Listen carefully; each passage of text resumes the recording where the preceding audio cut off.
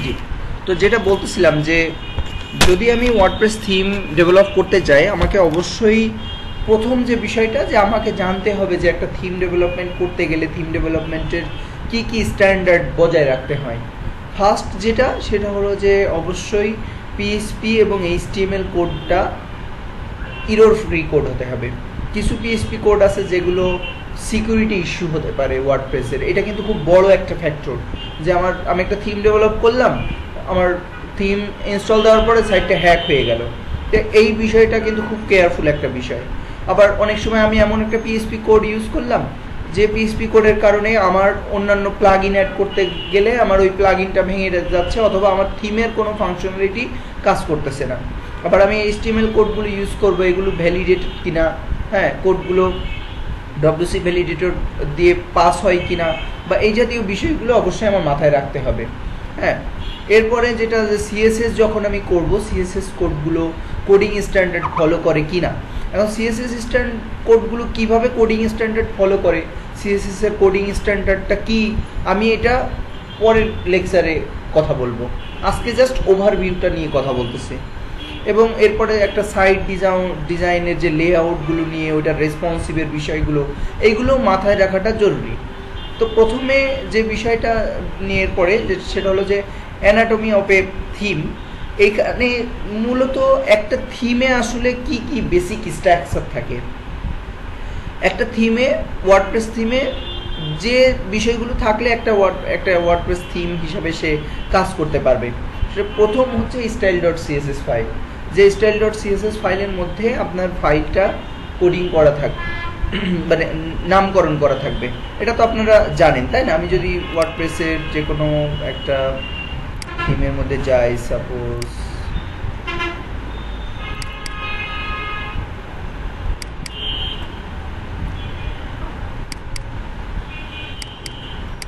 WordPress থিমে আমি যদি 2015-এ যাই, এখন তো আরও আপডেটেড ভার্সন, এখন যদি আপনি style.css ফাইলের মধ্যে যান,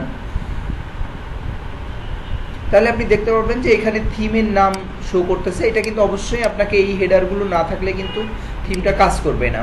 সো অবশ্যই এখানে থিম নেম, আপনার একটা থিমের নাম আপনাকে দিতে হবে। থিম ইউআরআই, সেদিন ইউআরআই এবং ইউআরএল এর মধ্যে আমি বুঝাইছিলাম, তাই না? এগুলো কি ক্লিয়ার যে ইউআরআই কি আর ইউআরএল কি জিনিস?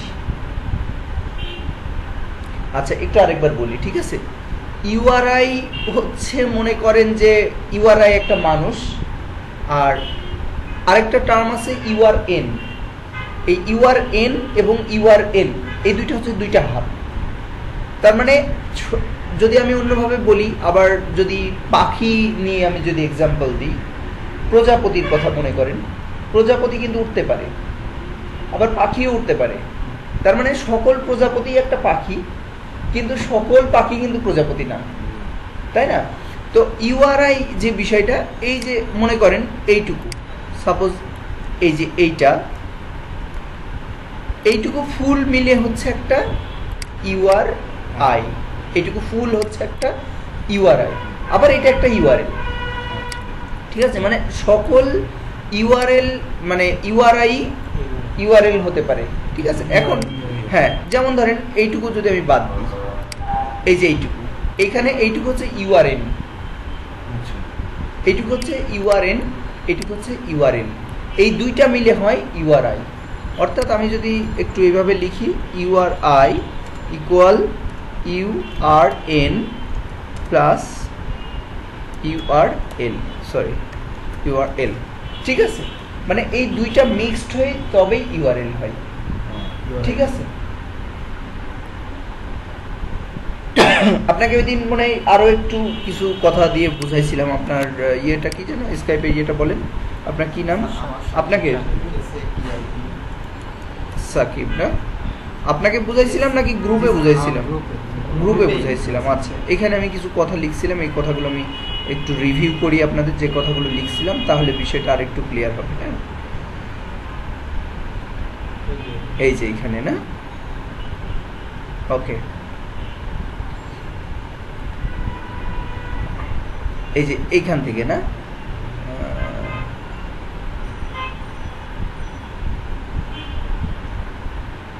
আচ্ছা আমি উনি আমাকে জিজ্ঞাসা করছিলেন যে মানে ইউআরএল এবং ইউআরআই রেখার মধ্যে ভেরিয়েশনটা কি। তো আমি ওনাকে যেটা বলছিলাম যে সকল ইউআরএল ইউআরআই হতে পারে, বাট সকল ইউআরআই ইউআরএল না। আরেকটা যেটা বলছিলাম যে যেমন সকল, এই যে প্রজাপতির উদাহরণটাই ওনার ওই সময় বলছিলাম, মনে করেন আমাদের অফিসটা হচ্ছে একটা 5 তলা বিল্ডিংয়ে, আমাদের যে অফিসটা, এই অফিসটা 5 তলা বিল্ডিংয়ে, কিন্তু 5 তলা বিল্ডিংয়ের ঠিক কোন জায়গাতে আমার অফিস, মানে কোন ফ্লোরে আমার অফিস, এই পুরো 5 তলা বিল্ডিংটা হচ্ছে একটা ইউআরআই, কিন্তু স্পেসিফিক কোন জায়গাতে কোন ফ্লোরে আমার অফিস, এটা মানে আমাদের অফিস, এটা 6 তলা বিল্ডিং, এই 6 তলা বিল্ডিং আমাদের অফিস, এটা হচ্ছে একটা ইউআরআই। কিন্তু এই বিল্ডিং এর কোন তলায় আমার অফিস, 4 তলায় অফিস, তাহলে এই 4 তলা অফিস এটা হচ্ছে একটা ইউআরএল। মানে একেবারে সুনির্দিষ্টভাবে স্পেসিফিক বলতেছে যে বিল্ডিং এর স্পেসিফিক কোন জায়গাতে, মানে আপনার একটা, এইটা আপনার ঘর, এটা আপনার বাড়ি, কিন্তু এই বাড়িটা হচ্ছে ইউআরআই, কিন্তু এই বাড়ির কোন রুমে আপনি থাকেন এটা হচ্ছে ইউআরএল। তাহলে বুঝতে পারছেন ইউআরএল আর এর মধ্যে।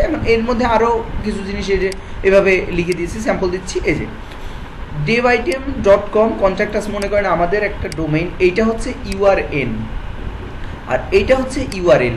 যখন আমি HTTP সহ লিখব, এখন এই দুইটার যখন কম্বিনেশন হবে তখনই সেটা ইউআরআই হবে, যখন এই দুইটার কম্বিনেশন হবে। কিন্তু একটা সিঙ্গেল লিঙ্ক, এটা একটা ইউআরএল, একটা সিঙ্গেল লিঙ্ক যখন হবে, এই যে যেমন এইটা কিন্তু একটা, মানে যখন এইটা সহ থাকতেছে তখন কিন্তু এটা ইউআরএল হচ্ছে, যখন শুধু এইটা থাকতেছে এটা কি ইউআরএন, কিন্তু এটা যখন ফুল থাকতেছে তখন কি। তাহলে একটা ইউআরআই যদি হতে হয় তাকে অবশ্যই এই দুইটা জিনিস অবশ্যই থাকা লাগবে একসাথে, মানে HTTP এবং এইটা, তাহলে সব ইউআরএল গুলো মানে ইউআরআই হচ্ছে। আচ্ছা, এখন এখানে আরেকটা, আচ্ছা এই উদাহরণটা দিয়ে বলি যে আমরা অনেক সময় যে গেট টেমপ্লেট ডিরেক্টরি লিখি, যে এই যে আমরা অনেক সময় থিমের একটা লোকেশন দিই না, যে হোম, মানে এই যে মানে public_html মাই থিম, এটা একটা ইউআরএল না, নট এ ইউআরআই, ঠিক আছে, কিন্তু ইজ এ ইউআরআই। মানে কারণ কি দেখেন, এই যে ডোমেইনটা, মাই ডোমেইনের কোন জায়গায় আমার থিমের, আমার এইখানে যদি আমি বলি যে ফোল্ডার লোকেশন দিয়ে বলতেছি, এটা কিন্তু স্পেসিফাই করতেছে না যে কোন জায়গায় আছে, এটা কিন্তু স্পেসিফাই করতেছে না, জাস্ট বলতেছে পাবলিক ফোল্ডারের মধ্যে, WP কন্টেন্টের মধ্যে মাই থিমের মধ্যে একটা ফোল্ডার আছে, ওইটার মধ্যে, এইটা কিন্তু কোনো ইউআরআই না। কিন্তু যখন একটা পুরো ডোমেইনের নাম দিয়ে যখন আমি একটা লোকেশনকে স্পেসিফাই করতেছি তখন সেটা হচ্ছে ইউআরআই হচ্ছে, সুনির্দিষ্টভাবে বলতেছি। তাহলে ইউআরআই আর ইউআরএন এর মধ্যে ভেরিয়েশনটা ক্লিয়ার। যখনই যে কাজটা করবেন আমি বলবো যে অবশ্যই প্রত্যেকটা কাজ করার সময় অবশ্যই বুঝে করতে হবে। আমি ইউআরআই লিখতেছি, ইউআরএল লিখতেছি, কেন লিখতেছি, এই বিষয়গুলো অবশ্যই কিন্তু আপনাকে বুঝতে হবে। তারপরে অথরকে এইটা লিখতে হবে, ইউআরআই এইটা মানে অথর ইউআরআই এটা লিখতে হবে। ডেসক্রিপশনে আপনি আপনার মতো এটা লিখতে পারেন যে it's a multipurpose WordPress theme, অমুক অমুক, একটু ডেসক্রিপশন লিখে দিলেন। আপনি এখানে ভার্সনটা যখন আপনি দিলেন, প্রথমে 1.0 দিলেন, এর পরবর্তীতে যখন এটা আপডেট করবেন এটা 1.1 দিলেন, তারপর একটা যখন মেজর আপডেট করলেন তখন আবার 2.1, 2.2, এভাবে আপনি আপডেট দিতে পারেন। লাইসেন্সে এগুলো তেমন ফ্যাক্টর না। এখন এই টেক্সট ডোমেইনটা এটা ইম্পর্টেন্ট, ট্যাগটাও আপনি দিতে পারেন যেন যে কেউ খুঁজে পায়। টেক্সট ডোমেইন যেটা, এটা খুব ইম্পর্টেন্ট, টেক্সট ডোমেইনটা খুব ইম্পর্টেন্ট। আপনি যখনই কোনো টেক্সট ডোমেইনটা, সাপোজ আপনি মাল্টি ল্যাঙ্গুয়েজের জন্য করবেন, এটা একটা উদাহরণ দিই, যে আপনি মাল্টি ল্যাঙ্গুয়েজ করবেন বা ট্রান্সলেবল, যে ট্রান্সলেট করা যাবে এইরকম যদি আপনি অপশন রাখতে চান, অবশ্যই আপনাকে এই টেক্সট ডোমেইনটা ইফেক্টিভ হবে।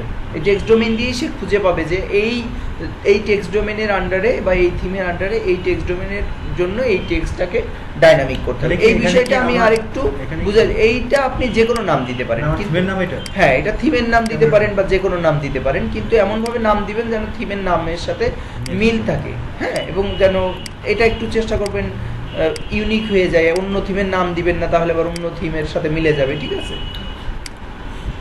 আচ্ছা, আর এখানে দেখেন এটা কি করছে, এরা টেবিল অফ কন্টেন্টস, এই যে সিএসএস এর যে স্ট্যান্ডার্ডের কথা বলতেছিলাম, হ্যাঁ, সিএসএস ফাইলটা দেখেন এখানে 1.0 রিসেট, 2.0, মানে একটা মানুষের যদি তার কোড চেঞ্জ করার দরকার হয় সে কিন্তু খুব ইজিলি কোডটা চেঞ্জ করতে পারতেছে, তাই না? খুব ইজিলি, মানে আমার মেনুতে চেঞ্জ করা দরকার। তাহলে 6.2-তে যদি আমি যাই তাহলে কিন্তু আমি 6.2-তে যেয়ে কিন্তু আমি খুব সহজে খুঁজে পাচ্ছি, তাই না? 6.2-তে যেয়ে যে খুব সহজে আমি কিন্তু আমার কোডটা খুঁজে পাচ্ছি। 6.2-তে আমার মেনুর কোডটা আছে। এইভাবে আমি যখন কোনো সিএসএস করবো, এটা তো HTML এর ক্ষেত্রেও আপনারা করে আসছেন, সুতরাং এইগুলো জানেন। সো এইভাবে আপনাদেরকে অবশ্যই মেনটেন করতে হবে যেভাবে HTML এ আপনারা করছেন। আচ্ছা, এখন আমরা আবার ওয়ার্ড ফাইলে ফিরে যাই।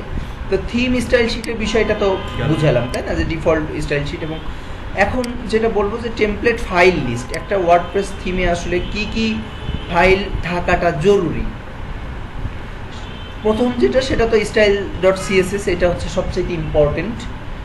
এরপরে যেটা যে rtl.css মূলত অনেকে অ্যাড করে দেয় rtl.css। এটা যখন কোনো RTL, আপনি সাপোজ RTL যে ল্যাঙ্গুয়েজগুলো আছে যেমন অ্যারাবিক, হিব্রু, এই জাতীয় ল্যাঙ্গুয়েজগুলো যখন আপনি মানে আপনার ওয়ার্ডপ্রেস ইনস্টল দেওয়ার পরে যখন ল্যাঙ্গুয়েজ সেটিং থেকে ল্যাঙ্গুয়েজ সেটআপে যেয়ে যখন ওইটা দেখাবেন যে এটা আরবিক ভার্সন, মানে ল্যাঙ্গুয়েজ সিলেকশন অপশন তো বুঝছেন কোথায় নাকি? সাজিদ, এটা কি দেখাবো? তো এটা একটু দেখাই। হ্যাঁ, সাজিদ হোসেন,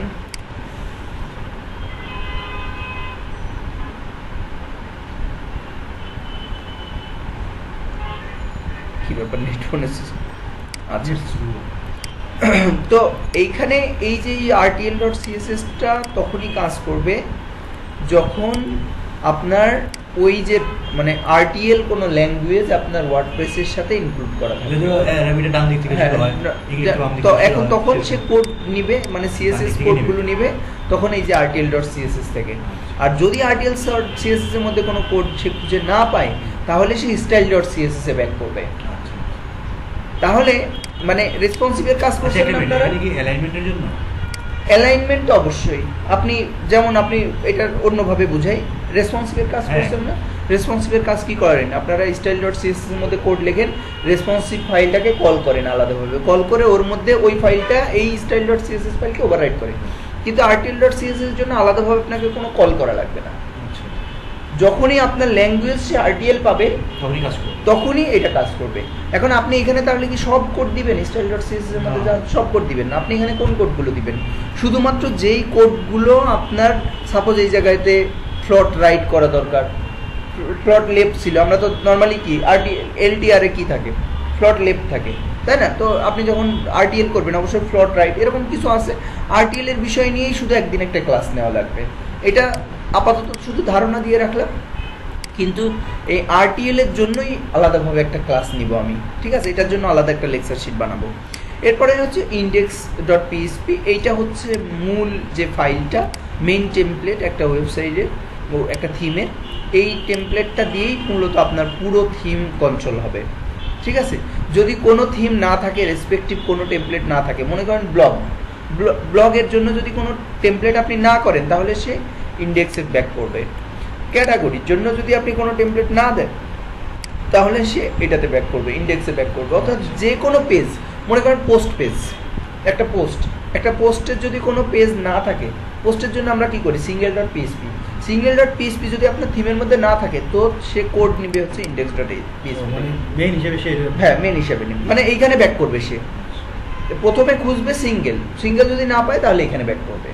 ব্লগ পেজ করবেন, ব্লগের জন্য যদি কোনো পেজ না থাকে তাহলে অবশ্যই সে প্রথমে ব্লগ খুঁজবে, ব্লগ না পেলে ইন্ডেক্সের যে ডিজাইন আছে ওইভাবে সে শো করবে। এরপরে comment.php, এটা অবশ্যই থাকা লাগবে একটা থিমের সাথে।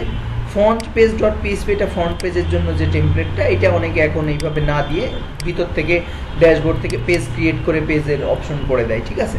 home.php সেও একই ব্যাপার। বাই ডিফল্ট home.php যদি কেউ এইটা রাখে তাহলে সে এই home.php-টা তার হোম পেজ হবে, ঠিক আছে? এটার থেকেই সে হোম পেজটা খুঁজে পাবে। যদি এটা না থাকে তাহলে সে index.এ ফিরে যাবে। single.php-টা কেন করা হয়? আমি একটা যদি থিম ওপেন করি, এই যে দেখেন প্রথমে হচ্ছে ইন্ডেক্স, তাই না? এরপরে যে জিনিসটা style.css তো অবশ্যই আছে। তারপরে কি বললাম? comment.php আছে। comment.php-তে কি থাকে? কমেন্টটা কীরকম হবে, কমেন্টের স্টাইলটা এখানে করা হয়, কমেন্টের ডিজাইনটা বা কীভাবে কাজ করবে সেটাই comment.php। এরপরে হচ্ছে কি single.php। single.php কি করে? পোস্ট, যত রকমের পোস্ট আছে মনে করেন, হ্যাঁ, যত রকমের পোস্ট আছে সবগুলো সিঙ্গেল ডট পিএইচপি থেকে পাবে, সবগুলো। এখন মনে করেন আপনি একটা কাস্টম পোস্ট টাইপ করলেন, তাহলে কি পাবে, কোথা থেকে পাবে সে ডিজাইনটা? সে প্রথমে খুঁজবে, হ্যাঁ সে প্রথমে খুঁজবে এই যে সিঙ্গেল ডট, মনে করেন একটা পোস্ট টাইপের নাম হচ্ছে সাজিদ বা টেস্টিমোনিয়াল, তাহলে সে প্রথম খুঁজবে এই নামে কোনো আছে কিনা, যদি না থাকে এইখানে ব্যাক করবে, ঠিক আছে, সিঙ্গেল ডট পিএইচপিতে ব্যাক করবে। এই জন্য যদি আপনি আপনার কাস্টম পোস্ট টাইপের জন্য আলাদাভাবে ডিজাইন করতে চান, সেক্ষেত্রে ওই নামে একটা সিঙ্গেল হাইফেন ওই নামে একটা পোস্ট টাইপ করে নিতে হবে, ঠিক আছে। এই যে এটাই পরেই বলছি যে single post type dot PHP, যদি আপনি কোনো সাপোজ বুক, ফর এক্সাম্পল বুক বা অন্যান্য যে কোনো টেস্টিমোনিয়াল বা যে কোনো কিছু যদি করতে চান, সেক্ষেত্রে এইভাবে আপনি করতে পারবেন। পেজ ডট পিএইচপি হচ্ছে সকল পেজের জন্য, এটা একটা টেমপ্লেট সকল পেজের জন্য, ঠিক আছে। ক্যাটাগরিটা মূলত যে আমি যখনই কোনো এই যে ট্যাক্সোনমি ক্রিয়েট করতেছেন না, পোস্টের একটা ট্যাক্সোনমি আছে, আপনি কাস্টম পোস্ট টাইপ করলে তার ট্যাক্সোনমি আছে, তো এই যে যত ধরনের ট্যাক্সোনমি আছে সবগুলোর জন্য কাজ করবে হচ্ছে এই ক্যাটাগরি ডট পিএইচপি।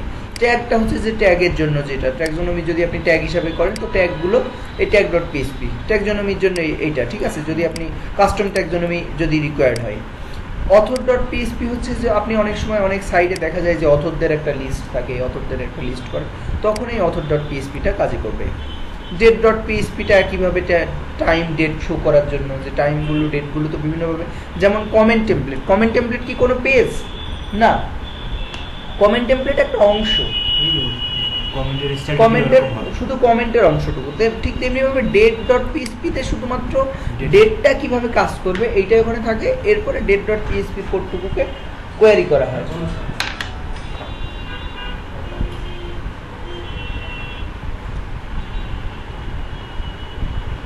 আচ্ছা,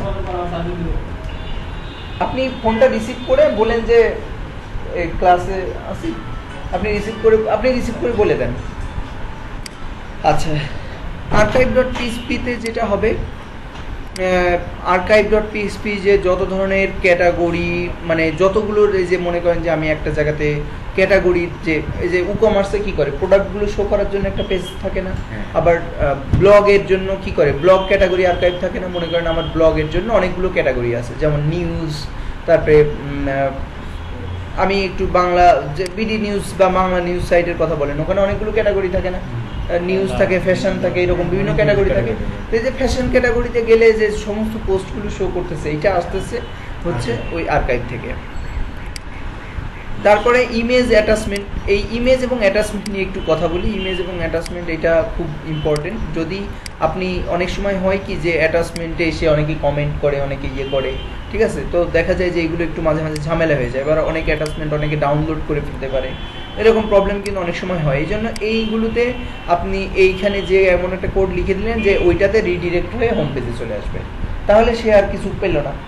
ওখান থেকে মনে করেন আপনি একটা ফাইল আপলোড করছেন, ওইটা ডাউনলোডেবল, এখন ওই ডাউনলোডেবল ফাইলটা ডাউনলোড হয়ে গেলে তো সমস্যা, মানে ওই ফাইলটা যদি কেউ মনে করেন আপনি এটা প্রিমিয়াম সেল করতেছেন, কিন্তু এটা ফ্রি যদি কোনোভাবে কেউ যদি ডাউনলোড করে নেয় কোনোভাবে, তাহলে তো প্রবলেম। এই জন্য আপনার এই এইটাকে আপনি রিডিরেক্ট করে দিতে পারেন। ইমেজ ডট পিএইচপিটাও একই, যে ইমেজের ইউআরএলগুলো কীভাবে আপনি শো করাবেন।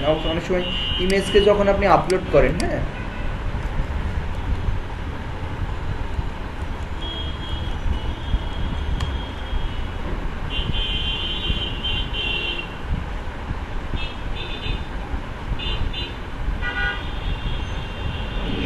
আপনি যখন কোনো মিডিয়া আপলোড করতেছেন, মিডিয়ার কিন্তু একটা লিঙ্ক আসে, তাই না, একটা লিঙ্ক আসে, তো ওই লিঙ্কটাতে যে অনেকে অনেক সময় কমেন্ট করে, তো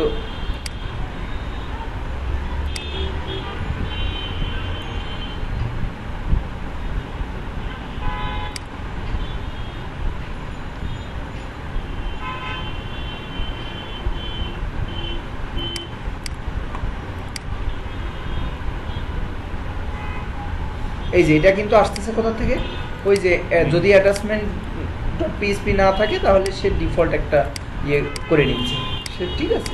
এটা আপনি এইভাবে যদি না করেন, আপনি মনে করেন কোনো ফাইল ছিল, এই ফাইলটি এখানে তখন শো করবে। এই জন্য সবচেয়ে ভালো হয় এটাকে হোম পেজে রিডিরেক্ট করে দেওয়া, বা আপনি চাইলে আপনি শো করতে পারেন।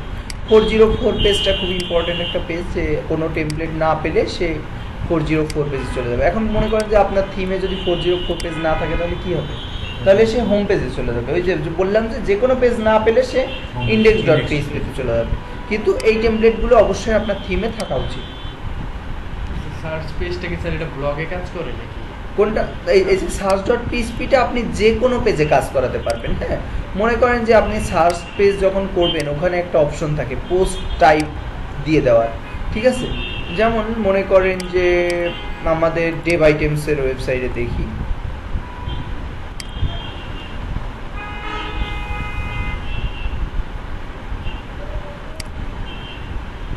আচ্ছা এরপরে কি আছে লেকচার 2-তে কাস্টম পেজ টেমপ্লেট আছে। কাস্টম পেজ টেমপ্লেটের করা এত স্লো কেন বুঝতেছি না। নেট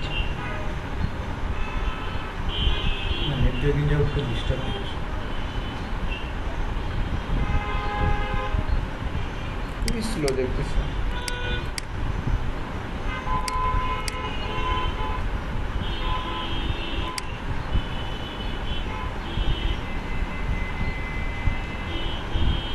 দেখেন এইখানে যদি আমি কোনো টেমপ্লেটের নাম দিয়ে সার্চ দিই, সাপোজ রিল্যাক্স হোম দিয়ে আমি সার্চ দিলাম, ঠিক আছে?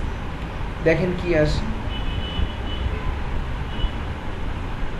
আমার এই সার্চের উপরে আমার পার্সোনাল ভিডিওতে একটা ভিডিও টিউটোরিয়াল আছে ইউটিউবে, হ্যাঁ ওটা একটু দেখে নিন না, খুব ঝামেলা তো।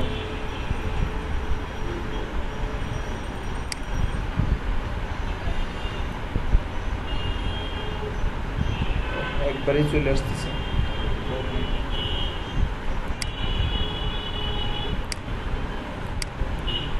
হোম দিয়ে সার্চ দিই, মানে যখন সে একটা ফুল নেম পাই তখন ওইটাকেই শো করায় একবারে।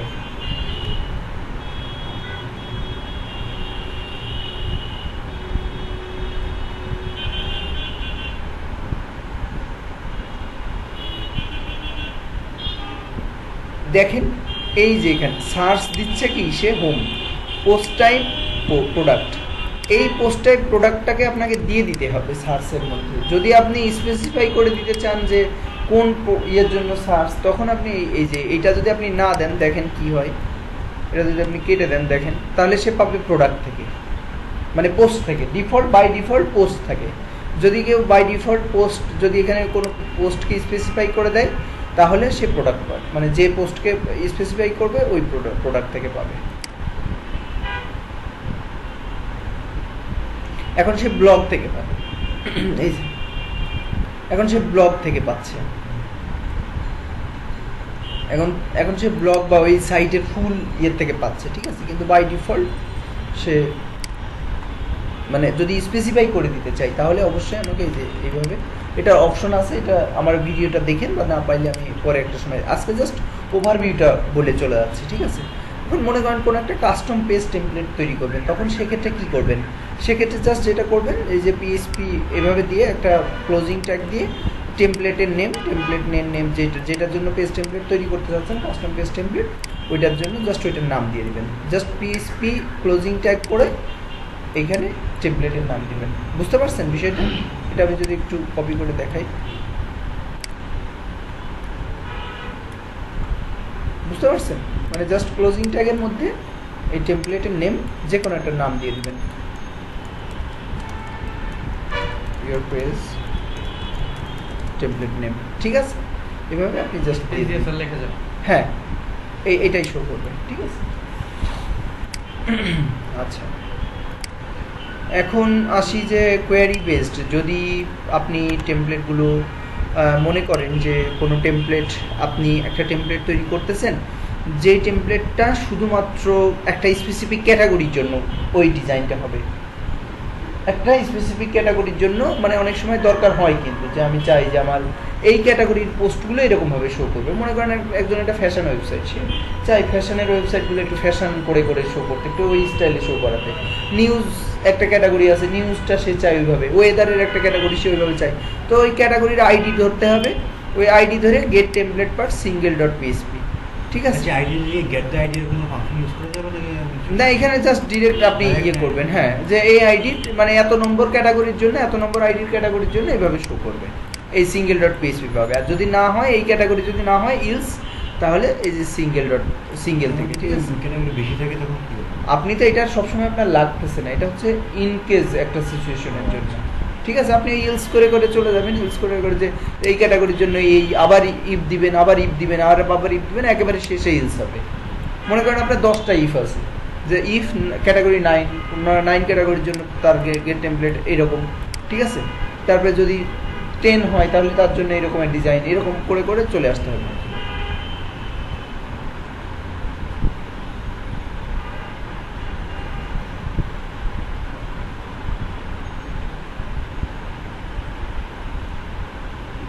আচ্ছা, যখন এরপর যদি আমি লেকচার 1.3-তে যাই, আপনি যখন মানে আমরা ইয়েতে যখন কাজ করব, অবশ্যই এমনভাবে কাজ আমাদের থিমটাকে তৈরি করতে হবে, এই থিমটার যেন কোনো প্লাগইনের সাথে কনফ্লিক্ট না করে। এমনভাবে করা যাবে না যে আমি একটা কোড অ্যাড করলাম, ওই কোডটা আমার থিমের সাথে, বা একটা প্লাগইন অ্যাড করলে আমার ওই হয় প্লাগইন কাজ করতেছে না, বা প্লাগইন অ্যাড করলে আমার থিমের একটা ফিচার অ্যাড কাজ করতেছে না, এরকমটি কিন্তু হয়। তো এইটাই হচ্ছে যে আপনার মানে স্ট্যান্ডার্ড কোডিং বা প্রপার কোডিং।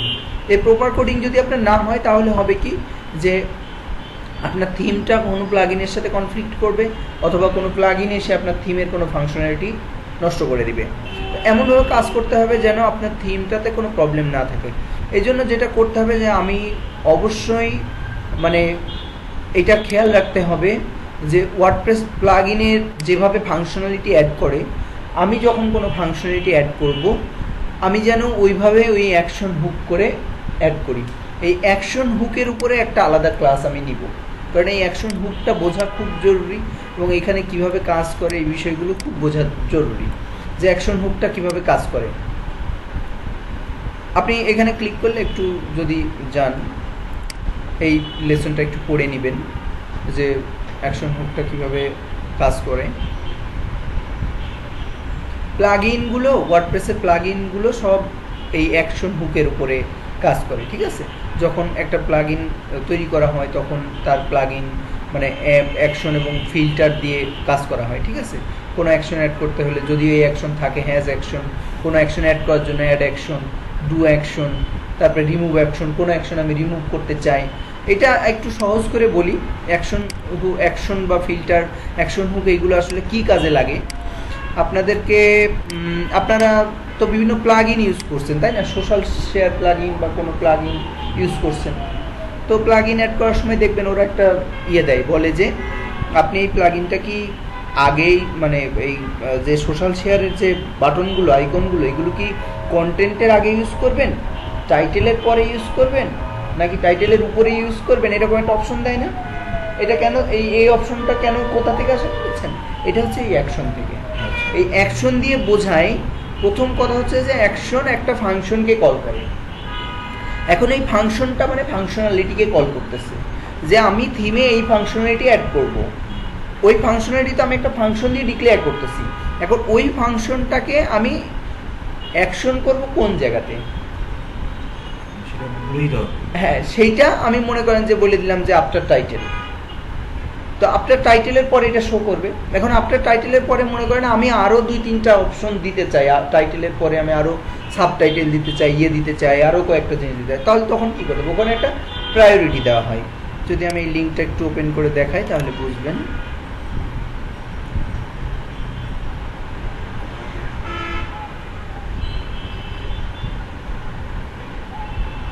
এই যে যদি আমি ফিল্টার অ্যাড করতে চাই, এটা একটা হুক নেম, আমার ফিল্টারের নাম প্রায়োরিটি, মানে আমার কত নম্বরে বসবেন। মনে করেন আমি টাইটেলের পরে বা আমার কন্টেন্টের পরে আমি সোশ্যাল শেয়ার বসাবো, ওখানে একটা নাম্বার অফ পেজ ভিউ বসাবো, যেগুলো থিম পরে মানে ওয়ার্ডপ্রেস থিমের বাই ডিফল্ট নাই, কিন্তু আমি এগুলো বসাতে চাই। তাহলে এখন আমি 2টা ফাংশনালিটি অ্যাড করতে চাচ্ছি কন্টেন্টের পরে। একটা হচ্ছে কি যে আমি সোশ্যাল শেয়ার বসাবো, আর একটা হচ্ছে পেজ ভিউ বসাবো। তাহলে page view, number of page view বসাতে এখন 2টা জিনিস বসাবো, কোনটার আগে কোনটা বসাবো এটা প্রায়োরিটি দিয়ে নির্ভর করবে, যে এটার প্রায়োরিটি, এবং আর্গুমেন্টস দিয়ে বোঝাচ্ছে যে আমি কয়টা অ্যাকসেপ্ট করবে, সে কয়টা অ্যাকসেপ্টেবল আর্গুমেন্ট হবে। ঠিক আছে, এটার একটা স্যাম্পল দেখি কিনা।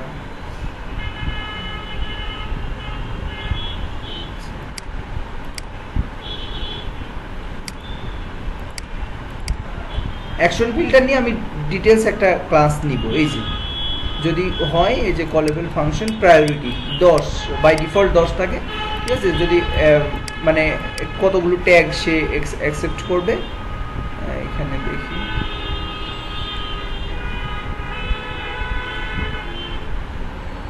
এই যে এইটা হচ্ছে বেস্ট একটা উদাহরণ। হ্যাঁ, এখানে হচ্ছে এই যে ইমেজ ক্যাপশন শর্ট কোড, ঠিক আছে, এবং এইখানে তার প্রায়োরিটি শো করে দিচ্ছে। যে একটা কোশ্চেন হবে, সেটা হলো যে এটা তো আমার যে মূল ফাংশনটা, তাই না? হ্যাঁ, তো অ্যাড ফিল্টার যখন আমি ইউজ করি, তার মানে কি এটাকে আমি ফিল্টার করে এইটা কাজ করাচ্ছি? হ্যাঁ, মানে এটা জায়গায় এটা বসে যাচ্ছে। হ্যাঁ হ্যাঁ, ঠিক আছে। এবং এই যে আপনার এই যে মাই ইমেজ শর্ট কোড ফিল্টার, এইটার যে আর্গুমেন্টসগুলো এবং এটা কিভাবে কাজ করবে টোটালি এইখানের থেকে আমি সেট করে দিচ্ছি, যে কিভাবে সেই ওই ফাংশনটা কাজ করবে। এই ফাংশনটা এই ফাংশনটা কিভাবে কাজ করবে এটা টোটালি ওখানে দিয়ে দিচ্ছে। আমি অ্যাকশন হুকের জন্য আলাদাভাবে আপনাদেরকে একটা ক্লাস নিব, ঠিক আছে। কারণ অ্যাকশন হুকটা দিয়েই আপনার মানে এইটা খুব ভাস্ট একটা বিষয়। এইটা যদি আপনি ভালো করে বুঝতে পারেন, আপনার থিম ডেভেলপমেন্টের অনেক কাজ যেগুলো আপনি এমনি যদি ম্যানুয়ালি করতে যান আপনার অনেক কষ্ট হবে।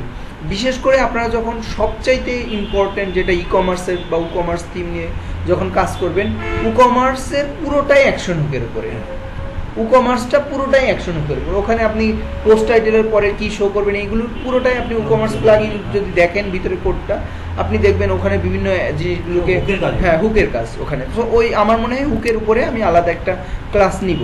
এবং এইটার মধ্যে এই যে প্লাগইনস এপিআই, এটা একটা রুলের মধ্যে একটা হচ্ছে যে এনকিউ স্ক্রিপ্ট করতে হবে। আপনার যে সিএসএস ফাইলগুলো, এক্সটার্নাল যে সিএসএস ফাইল এবং জেএস ফাইলগুলোকে, এগুলোকে অবশ্যই এনক্রিপ্ট করতে হবে। রেজিস্টার করে নিতে হবে না? মানে রেজিস্টারই তো করতেছেন, ওইটাই তো এনকিউটাই তো রেজিস্টার। তো আমরা রেজিস্টার করার পর আবার এনকিউ আপনি এনকিউ কিছু আছে আপনার এনকিউ মানে রেজিস্টার করা লাগতেছে না, ঠিক আছে। কিছু আছে আপনার এনকিউ রেজিস্টার করার পরে এমনিতেই পাবেন আপনি, ঠিক আছে। এরপরে যেটা যে ডব্লিউপি হেড, যেটা হেডার ডট পিএসপি, এটা মানে আপনার টেমপ্লেটের মধ্যে এই জিনিসগুলো অবশ্যই থাকা লাগবে। সেটা হলো যে ফাংশন, আপনি সিএসএস ফাইলগুলো, এক্সটার্নাল যে সিএসএস ফাইলগুলোকে যেভাবে কল করবেন, এই ফাইলগুলোকে অবশ্যই আপনার এনকিউ স্ক্রিপ্ট করে করবেন। আমরা যদি একটু ওয়ার্ডপ্রেসের, হ্যাঁ আমি যদি একটু এটাতে যাই, এই যে সে টোটালি আমার যে যে জিনিসগুলো এনকিউ করা দরকার, এই যে এনকিউ ফন্ট এনকিউ করতেছে, এনকিউ করতেছে, তারপরে লোড মেইন স্টাইল সিএসএসকে এনকিউ করতেছে, এগুলো সবগুলোকে আবার এই যে অ্যাড অ্যাকশন করে দিচ্ছে। মানে আমার উপরে সমস্ত সিএসএসগুলো এইখানে অ্যাড অ্যাকশন করে দিচ্ছে, বুঝতে পারছেন? মানে হ্যাঁ। সো আমাকে যখনই কাজ করতে হবে অবশ্যই আমি যখন সিএসএস ফাইল এবং এক্সটার্নাল জেএস ফাইল যখন আমি কোয়ারি করব, তখন অবশ্যই আমাকে এনকিউ করে করতে হবে। ডব্লিউপি হেড এটা অবশ্যই লিখতে হবে। এটা গোজ ইন হেড এলিমেন্টস, মানে মনে করেন যে আপনার কোনো প্লাগইনের একটা জাভাস্ক্রিপ্ট কোড আছে, তো ওইটা যদি এই হেড এলিমেন্টটা না থাকে তাহলে সে কাজ করবে না। ডব্লিউপি হেডটা যদি না দেন তাহলে সে কাজ করবে না, ঠিক আছে। আবার ডব্লিউপি ফুটার কিছু ইয়েতে প্লাগইনে এরকম ফুটারে কল করা থাকে, তো আপনি যদি এটা না দেন তাহলে ওই প্লাগইনগুলো কাজ করবে না, ঠিক আছে। আপনি প্রত্যেকটা যদি এই যে এটার যদি হেডারে যান, এই যে দেখছেন এটাকে কোয়ারি করা আছে। আবার ফুটার ডট পিএসপিতে যদি যান, আপনি ফুটারে কল করা আছে, ঠিক আছে। তার মানে এইগুলো আপনার জরুরি। মানে একটা থিম, একটা স্ট্যান্ডার্ড থিমে কি কি থাকা দরকার, কি কি না থাকলেই না, যেগুলো আপনার অবশ্যই থাকতে হবে, এই জিনিসগুলো এখানে মূলত আমি দেখাইতেছি। যে একটা বেসিক একটা স্ট্যান্ডার্ড থিম আপনি করতে গেলে যে জিনিসগুলো অবশ্যই আপনার দরকার, মেটা যেটা জরুরি, ডব্লিউপি মেটা এটা লাগবে, যেটা লাগবে এটা করতে কাজ করার সময় দেখাবো আরও ডিটেলস। সেটা হলো যে আপনি অনেক সময় মেনুর যে বিষয়টা বা সাইড বারের যে বিষয়টা, এটা যদি না ইউজ করেন তাহলে কাজ করবে না। কমেন্ট ফর্ম অবশ্যই থাকতে হবে একটা ওয়ার্ডপ্রেস থিমের জন্য, এটা খুব, কারণ ওয়ার্ডপ্রেস কিন্তু ব্লগিং প্ল্যাটফর্ম, সো এখানে অবশ্যই একটা কমেন্ট দরকার, কমেন্টের অপশন দরকার আছে। লেকচার 4-এ যদি, হ্যাঁ আপনি যখন থিম কাস্টমাইজেশনের অপশন দিবেন, মনে রাখতে হবে যে আমার থিমটাকে যত বেশি থিম কাস্টমাইজেশনের জন্য অপশন দেওয়া যায়, যেন মানুষে এটাকে খুব ইজিলি ইউজ করতে পারে। কোনো অপশন আমি অ্যাড করতে চাই, আমি যদি কোনো অপশন মানে কি থিমের কাস্টমাইজেশন অ্যাবিলিটিটা বাড়ানো, হ্যাঁ, যেন মানুষ খুব সহজে এটাকে কাস্টমাইজ করতে পারে তাদের ইচ্ছা মতো বাড়াতে চায়। এখন এইটা যদি আমি কোনো থিমের সাপোর্ট দিতে চাই, এই যে এই অপশন কাস্টমাইজেশন অপশন দিতে চাই, অবশ্যই আমাকে অ্যাড থিম সাপোর্ট দিয়ে করতে হবে, ঠিক আছে। এবং এটা অবশ্যই যে একটা হুক দিয়ে এটা কমপ্লিট করতে হবে, এটা পরে দেখাচ্ছি। এখন মনে করেন আমি এটার জন্য সবচেয়ে সহজ উপায় যে add theme support post format. আমরা অনেক সময় ওয়ার্ডপ্রেসে মানে ওয়ার্ডপ্রেস থিমে যেটা ডিফল্ট থিমে, ওই থিমে বিভিন্ন ধরনের ইয়ে থাকে না, পোস্ট টাইপ থাকে না, পোস্ট ফরম্যাট থাকে, হ্যাঁ, স্ট্যান্ডার্ড গ্যালারি। এই যে আপনি যদি ওই থিমে আপনার থিমেও যদি যে গ্যালারি ইমেজ এরকম কোনো অপশন দিতে চান তাহলে এইভাবে এগুলো অ্যাড করে দিতে হবে, ঠিক আছে। আর যদি এমনি just add theme support post format, তাহলে সবগুলোই ডিফল্ট যেগুলো আছে সবগুলো অ্যাড হয়ে যাবে। এখন আপনার থিম ফিচার্ড ইমেজ বা থাম্বনেল সাপোর্ট করবে কিনা, তো সেক্ষেত্রে আপনাকে এই যে add theme support post thumbnail দিতে হবে। এটা না দিলে হবে না। একটা থিমের প্রত্যেকটা থিমে আপনি এটা পাবেনই, আপনি যে থিমেই যান না কেন এগুলো আপনাকে থাকতেই হবে, দেখছেন এগুলো আছেই। এখন মনে করেন যে আপনি আলাদা কোনো একটা ইমেজ সাইজ অ্যাড করতে চাচ্ছেন, আলাদা কোনো ইমেজ সাইজ অ্যাড করতে চাচ্ছেন। আর তার আগে বলি, যদি আপনি মনে করেন যে এই থাম্বনেল সাপোর্টটা আপনি পোস্ট অনলির জন্য করতে চাচ্ছেন, আপনি শুধু এই পোস্ট থাম্বনেলটা শুধু পোস্ট টাইপ মানে পোস্টের জন্য শো করবে, তাহলে এটা দিতে হবে। যদি শুধু পেজের জন্য দিতে চান তাহলে এটা, যদি স্পেসিফিক কোনো পোস্ট বা কোনো পোস্ট টাইপের জন্য দিতে চান তাহলে এভাবে লিখে দিতে হবে, হ্যাঁ, ডিক্লেয়ার করে দিতে হবে। আবার আমরা দেখেন, আমি যদি একটু থিমে যাই, ও সাজিদের ওইটা কেটে দিলাম কেন,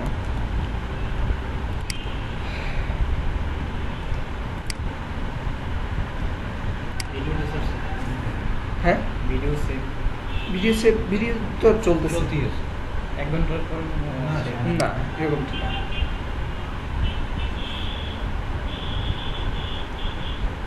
এই যে এখানে কাস্টমাইজের অপশন আছে, কিন্তু এইখানে বাই ডিফল্ট আপনি যদি ওয়ার্ডপ্রেস থিমটা আমি একটু বাই ডিফল্ট থিমটা অ্যাক্টিভ করে নিই, ঠিক আছে, তাহলে বুঝতে সুবিধা হবে।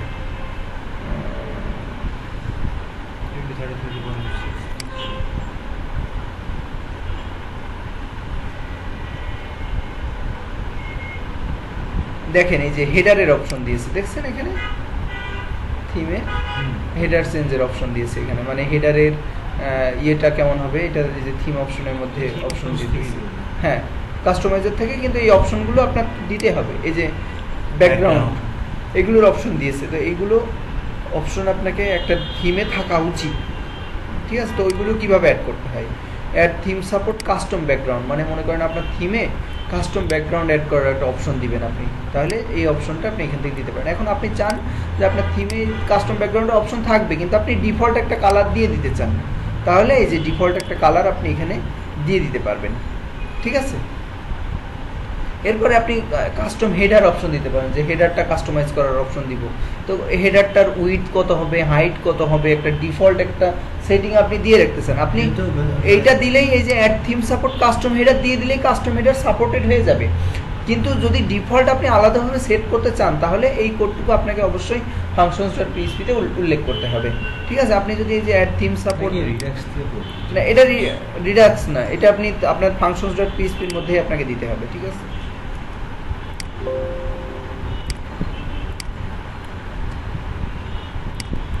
দেখি এখানে অ্যাড করছে, আচ্ছা এখানে অ্যাড করে নাই, তো এই অপশনগুলো আপনাকে দিতে হবে, ঠিক আছে। এরপর ডিফল্ট আপনি যদি কোনো কিছু কাস্টম লোগো যদি অ্যাড করার অপশন দিতে চান, আর লেটেস্ট যে ভার্সনটা আসতেছে এরপরে ওয়ার্ডপ্রেসের এই ভার্সনটাতে আপনার ফেভিকন লোগো অ্যাড করার অপশন ওখানে দিয়ে দিচ্ছে বাই ডিফল্ট, মানে ওয়ার্ডপ্রেসের মধ্যেই দিয়ে দিচ্ছে, সুতরাং এই অপশনগুলো আপনারা দেওয়া লাগবে না।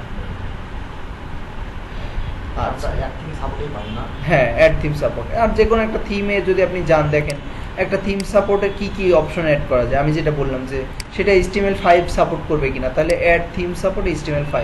আমি টাইটেল ট্যাগ অ্যাড অপশন দিব, তাহলে add theme support title tag, মানে টাইটেল ট্যাগ সাপোর্ট করবে। তারপরে কাস্টমাইজার অ্যাড থিম সাপোর্ট উইজেট কাস্টমাইজারের অপশন আমি সাপোর্ট দিব কিনা, উকমার্স সাপোর্ট দিব কিনা, মানে আমার উকমার্স সাপোর্ট করবে কিনা থিমটা, নইলে দেখবেন যে আপনি থিম ইনস্টল করবেন একটা এরর মেসেজ শো করবে যে এটা হচ্ছে একটা নোটিশ শো করবে যে আপনার থিমটা উকমার্স সাপোর্টেড না, তাহলে অ্যাড থিম সাপোর্ট উকমার্স দিতে হবে। পোস্ট থাম্বনেলের জন্য সাপোর্ট দিতে হবে। এটা জাস্ট একটা স্যাম্পল আমি দিয়ে দিয়েছি, ঠিক আছে। আপনি মনে করেন আপনার অনেক ধরনের ইমেজ সাইজ লাগতেছে, এক এক ধরনের ইমেজ সাইজ লাগতেছে, তখন সেক্ষেথে আপনি এই যে এই ধরনের ইমেজ সাইজগুলো আপনি সেট করে দিবেন, বুঝতে পারছেন? এই ধরনের ইমেজ সাইজগুলো আপনি আপনার যে ধরনের ইমেজ দরকার ওই ধরনের ইমেজগুলো টেক্সট ডোমেইন আপনি এখান থেকে সেট করে দিতে পারবেন, লোগো সাপোর্ট, কাস্টম লোগো, যেগুলো উপরে বললাম এগুলো এইভাবে জাস্ট একটা স্যাম্পল হিসাবে একটা কোড দিয়েছি যে একটা থিমের মানে একটা ফাংশনস ডটের পিএসপি থিম কাস্টমাইজেশন থিমের অপশনটা কেমন হওয়া উচিত। এটা আপনি যে কোনো একটা থিম ডাউনলোড করলেই বা ইভেন ডিফল্ট থিম ডাউনলোড করলেও আপনি এই যে অ্যাড থিম সাপোর্ট এখানে এই যে বলতেছে, এই যে দেখেন আমি যেগুলো দেখাইছি না ওইগুলো এখানে কিন্তু আছে, এই যে ফাংশনালিটি সেট আপ, এই সেট আপের মধ্যেই থিম সাপোর্টে যা যা দরকার, এই যে theme support, post format, colour option, default colour, যেগুলো বললাম, ঠিক আছে, এগুলো সব অ্যাড করে এই যে অ্যাড অ্যাকশন করে দিয়েছে। এগুলোর মধ্যে যা যা থিম অপশন দেওয়া দরকার বাই ডিফল্ট সে থিম সাপোর্টগুলো সব দিয়ে দিয়েছে। আচ্ছা, এরপর এটা তো গেল, এরপরে যে বিষয়টা হবে সেটা হচ্ছে যে আনট্রাস্টেড ডেটা। এইটাও মানে মানে খুব মানে ইম্পর্টেন্ট। এখানে মূলত আমি পুরো ওভারভিউটা ডিসকাস করছি এই লেকচারে, হ্যাঁ, যে একটা থিমে আসলে এই জিনিসগুলো থাকা উচিত, এই জিনিসগুলো থাকা উচিত না। এইটাতে আনট্রাস্টেড ডেটা এটা হচ্ছে আপনার যদি আপনার এমন কিছু ডেটা থাকে যেটা ওয়ার্ডপ্রেসের সিকিউরিটি ইস্যু হতে পারে, আবার অনেক সময় এইটা আপনার আপনি মানে একটা এমন একটা ডেটা দিলেন, ওই ডেটাটা মানে আপনি ফাইল আপলোডের একটা অপশন দিলেন, ওই ফাইল আপলোডটা যেভাবে আপনি কোয়ারি করতেছেন ওইটা মানে ওয়ার্ডপ্রেসের যে মানে সিকিউরিটির বিষয়টা এটা কিন্তু খুব ইম্পর্টেন্ট। এই জন্য আপনাকে এমনভাবে করতে হবে ওয়ার্ডপ্রেসের মানে থিমের কোডিংগুলো ওইগুলো যেন সিকিউরিটি ইস্যু না হয় এবং ওয়ার্ডপ্রেসের কোডিং স্ট্যান্ডার্ড মেনটেন করে। তো ওয়ার্ডপ্রেসের কোডিং স্ট্যান্ডার্ড এই আনট্রাস্টেড ডেটা এটাও একটা টপিকস, একটা বড় টপিকস। এইটা নিয়ে আমার মানে আপনাদের থিম ডেভেলপমেন্টের যখন আরও একটা বা দুইটা ক্লাস পরে আমি এই আনট্রাস্টেড ডেটা এইটা নিয়ে আমি একটা ক্লাস নিব, ঠিক আছে? কারণ এইটা বড় একটা পার্ট। এখানে তো জাস্ট ওভারভিউ করছি, কিন্তু যেগুলো ডিসকাস করব পরে এখানে জাস্ট আমি উল্লেখ করে দিচ্ছি।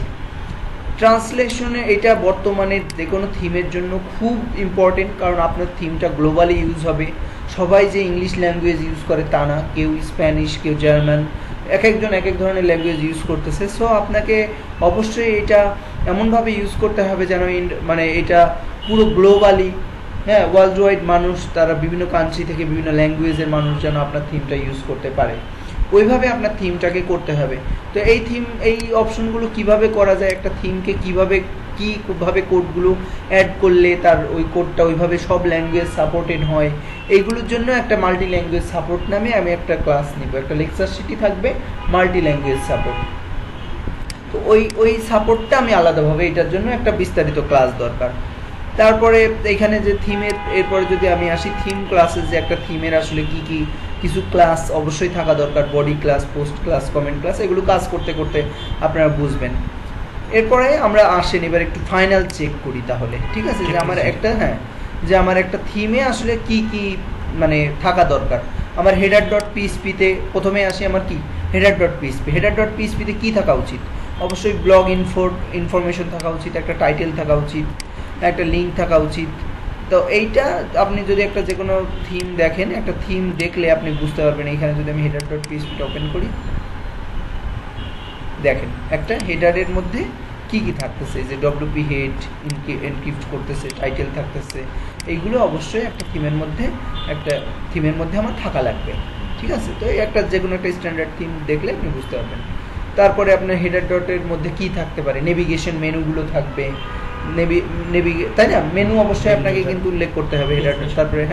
তারপরে সাইড বারে থাকতে হবে না, ওই পেজিনেশন না, এটা মেনুর কথা বলছি, পরে যে হেডারে যে মেনু থাকে।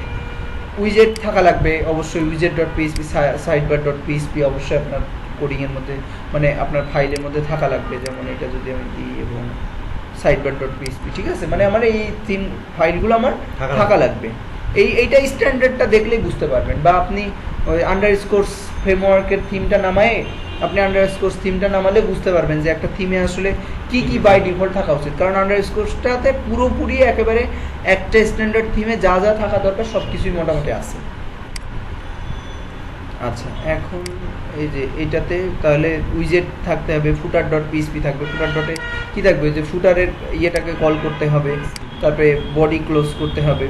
তাহলে আমার কি কি পেজ থাকবে, ইন্ডেক্স থাকতেছে, আর্কাইভ থাকতেছে, পেজ থাকতেছে, সিঙ্গেল ডট পিএসপি থাকতেছে, কমেন্ট থাকতেছে, সার্চ রেজাল্টের জন্য একটা অপশন থাকতেছে, আর আমার জাভা স্ক্রিপ্টগুলোকেও আমি কি করব, আমি এনক্রিপ্ট করে দিব ফাংশনস ডট পিএসপি, যেভাবে সিএসএসগুলোকে কল করছি।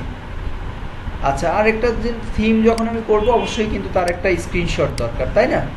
থিমের, হ্যাঁ, থিমের এই যে স্ক্রিনশটের সাইজটা দেখেন কত, এখানে 880x660, কিন্তু লেটেস্ট বর্তমানে আমি বলবো যে আপনাদের স্ট্যান্ডার্ড সাইজ যেটা এই যে 1200x900, এই সাইজটা সবচেয়ে পারফেক্ট। হ্যাঁ, যে কোনো ডিভাইসের জন্য এটা সবচেয়ে পারফেক্ট। এবং থিম অপশন করে দিব, যেমন আমরা রিডাক্স ইউজ করতে পারি বা অন্য ইউজ করতে পারি।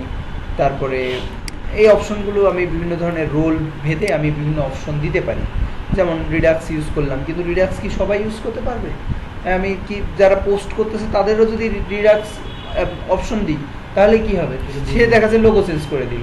এই জন্য এটার একটা লিমিটেশন থাকা লাগবে যে সে থিম অপশন, হ্যাঁ, ক্যাপাবিলিটিস থাকা লাগবে যে সে রোল অনুযায়ী সে আমার থিমে কি কি করতে পারবে, এরকম কিছু অপশন আমি করে দিব। এবং আমার থিম টেস্টিং, আমি যখন থিমটা করব, থিম করার সময় অবশ্যই আমাকে কিন্তু থিমের আমাকে টেস্টিং করতে হবে যে আমার থিমটা কাজ করতেছে কিনা ঠিক মতো। তো এই জন্য সবসময় যেটা করা লাগবে, ডব্লিউপি কনফিগে যে আমাকে ডিবাগ ট্রু করে দিতে হবে। আমি যদি ডব্লিউপি কনফিগে যাই, লেয়ার্স ডব্লিউপি কনফিগে যদি যাই, এই যে ডিবাগ ফলস করা থাকে, তো আপনি এটা ট্রু করে দিবেন। আবার যখন আপনার কাজ শেষ হয়ে যাবে এটা ফলস করে দিবেন, ঠিক আছে? তো এটা ট্রু করে দিলে হবে কি, আপনার কোনো পিএসপি ইরোর আছে কিনা, কোনো কোডিং ইস্যু আছে ওটা সে শো করবে। এবং আপনি ইয়ে করবেন আর কি, টেমপ্লেট ফাইল আপনি চেক লিস্ট করবেন, টেমপ্লেট ফাইল চেক লিস্ট আছে, এখানে একটা লিস্ট লিঙ্ক আছে, থিম ইউনিট টেস্ট নামে একটা মানে ডেটা আছে। হ্যাঁ, এটা এক্সএমএল ফাইল আছে, এটা আমি একটু ক্লিক করে দেখাই। থিম যখন ইনস্টল করবেন তখন, হ্যাঁ, এটা ইম্পোর্ট টুলসে যে ইম্পোর্ট করে নেবেন, এই যে এখানে আপনার দেওয়া আছে। হ্যাঁ, এই যে এক্সএমএল ফাইলটা এখানে মোটামুটি মানে যেভাবে শো করার দরকার ফাইলটা,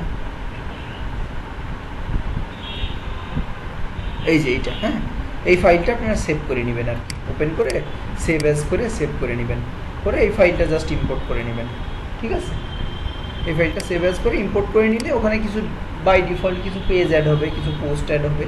আপনি থিম করার সময় মানে অ্যাটলিস্ট এই ভুলগুলো বুঝতে পারবেন যে কোন কোন জায়গায় আমার কাজ করতেছে না, ঠিক আছে? HTML CSSগুলো অবশ্যই ভ্যালিডেশন করে নেবেন। কোনো থিম কাজ করার সাথে সাথে চেক করবেন যে আমার কোনো ভ্যালিডেশন ইস্যু আছে কিনা, ঠিক আছে? জাভা স্ক্রিপ্ট ইরর আছে কিনা ইন্সপেক্ট এলিমেন্ট করে করে, এবং কোনো ব্রাউজারের ইস্যু আছে কিনা, ঠিক আছে?